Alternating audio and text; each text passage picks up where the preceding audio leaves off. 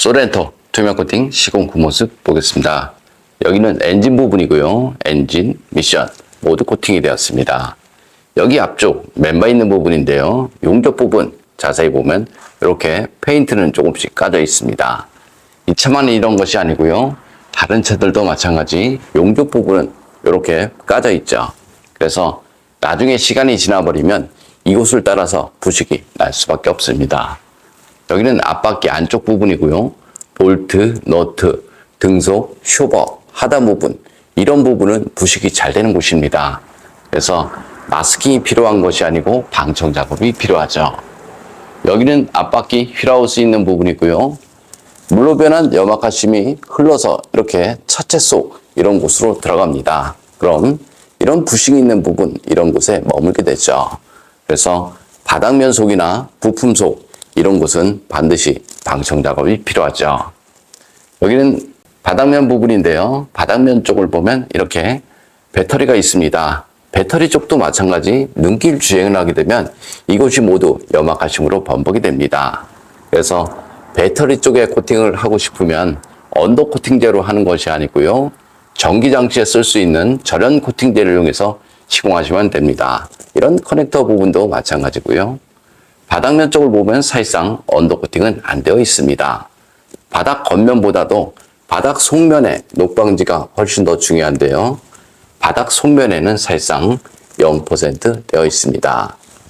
벤츠나 아우디, BM 차량을 보면 아연광판을 적용을 하고 나서 차체 속에는 방청제가 흘러 넘칠 때까지 시공이 돼서 나오죠. 하지만 우리나라 차량 그런 거 없고요. 차체 속에는 0% 되어 있습니다. 여기는 뒷바퀴 휠하우스 있는 부분이고요. 방진 매트 시공이 되었습니다. 네 바퀴 모두 방진 매트 시공을 하고 나서 신슐레이터로 다시 한번 시공을 하죠. 그럼 노면에서 올라오는 소음과 진동 어느 정도 줄일 수 있습니다. 하우스 세차를 하게 되면 이 안쪽으로 흙이나 모래, 세차물 이런 것들이 들어갈 수밖에 없습니다. 이런 홀 안쪽에도 마찬가지고요. 이런 곳에 염화칼슘이 묻거나 세차물이 묻으면 금방 건조가 되죠.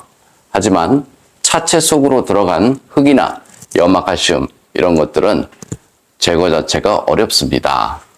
머플러 코팅 모두 했습니다. 머플러 코팅을 해도 부식은 되겠지만 하지 않은 거에 비해서 훨씬 좋다. 저는 이렇게 봅니다.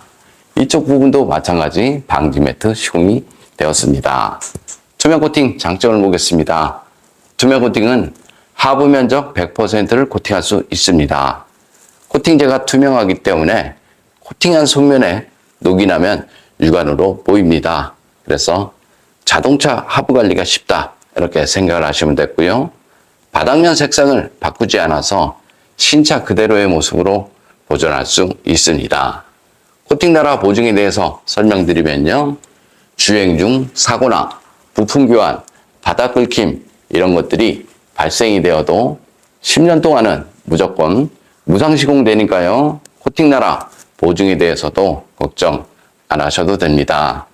참고로 코팅 나라는 투명 코팅한 지 12년 정도 되었습니다. 좀 더 자세한 내용은 네이버에 코팅 나라 검색을 하면 제 블로그가 있습니다. 소렌토 엔진 코팅 시공 후 모습 보겠습니다. 앞쪽 플라스틱 부분 코팅하게 되면 먼지 부착률이 적어서 엔진룸이 깔끔하죠. 엔진룸 코팅의 장점은 엔진룸 안에 습기, 먼지, 염화칼슘에 의한 정기적인 트러블 이런 것들을 방지할 수 있습니다. 코팅제가 건조가 되고 나면 커넥터, 센서 잘 빠지고요. 무상 수리 받는데 지장 없으니까 걱정 안 하셔도 됩니다. 염화칼슘 사용량이 많은 지역에서는 엔진룸 안쪽으로 염화칼슘 가루가 유입이 되는 경우 많이 있고요. 세브레 볼트 전기 차량을 보면 엔진룸 절연 코팅이 시공돼서 나옵니다. 그래서 언더 코팅을 할 때 염화칼슘 사용량이 많다라고 생각되면 엔진룸 절연 코팅 필요하다. 저는 이렇게 봅니다.